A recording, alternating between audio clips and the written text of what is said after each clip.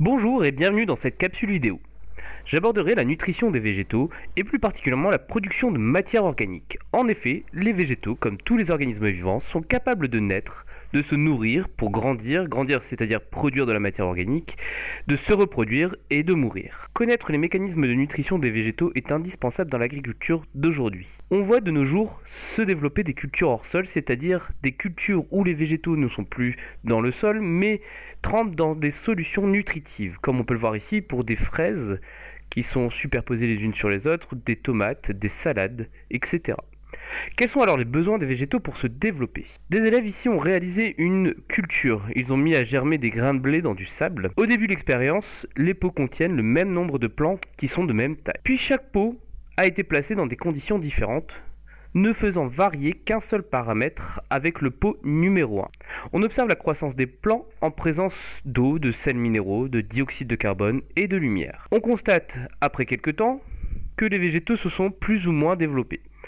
Dans le pot numéro 2, donc lorsque la culture a été placée sans eau, les plants se dessèchent. Dans le pot numéro 3, sans sels minéraux, les plants n'ont pas grandi. Dans le pot numéro 4, les feuilles ont jauni, c'est-à-dire qu'ils ne sont plus de couleur verte. Le vert est lié à un pigment qu'on appelle la chlorophylle, pigment donc présent chez les végétaux chlorophylliens, comme par exemple ici un végétal qu'on appelle l'élodée du Canada, un végétal aquatique qu'on peut observer au microscope. Les feuilles sont constituées donc de cellules chlorophylliennes, c'est-à-dire des cellules qui vont contenir de la chlorophylle. Dans le pot numéro 5, la culture a été placée sans dioxyde de carbone. On peut observer que les feuilles sont fines et peu développées.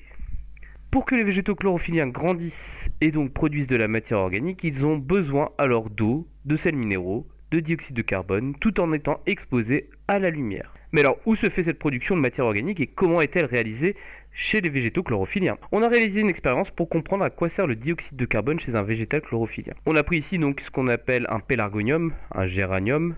Les feuilles numéro 1 sont laissées à l'air libre.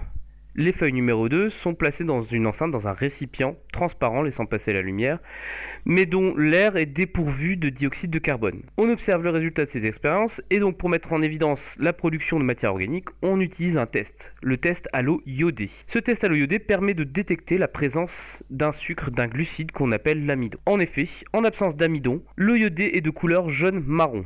En revanche, en présence d'amidon, cette eau iodée se colore en violet foncé.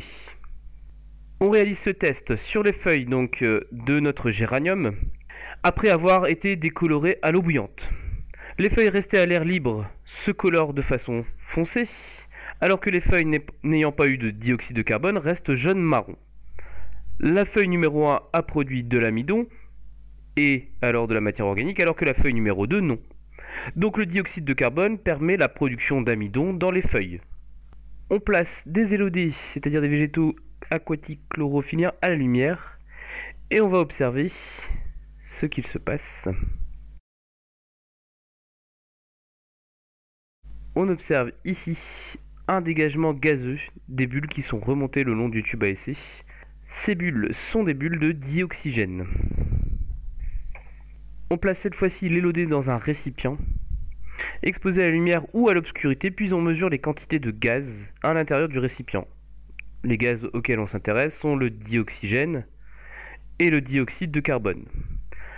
À la lumière, on constate une augmentation de la quantité de dioxygène, mais une diminution de la quantité de dioxyde de carbone. Ce qui veut dire que le végétal réalise des échanges avec son milieu. À la lumière, il prélève, il consomme du dioxyde de carbone et rejette du dioxygène. Une cellule chlorophyllienne, lorsqu'elle est exposée à la lumière, va produire de la matière organique, des glucides comme par exemple l'amidon, en prélevant du dioxyde de carbone, de l'eau et des sels minéraux. Elle va produire du dioxygène qui sera donc ici un déchet par donc la photosynthèse qui est une réaction chimique qui se fait grâce à la lumière et qui permet de produire de la matière organique.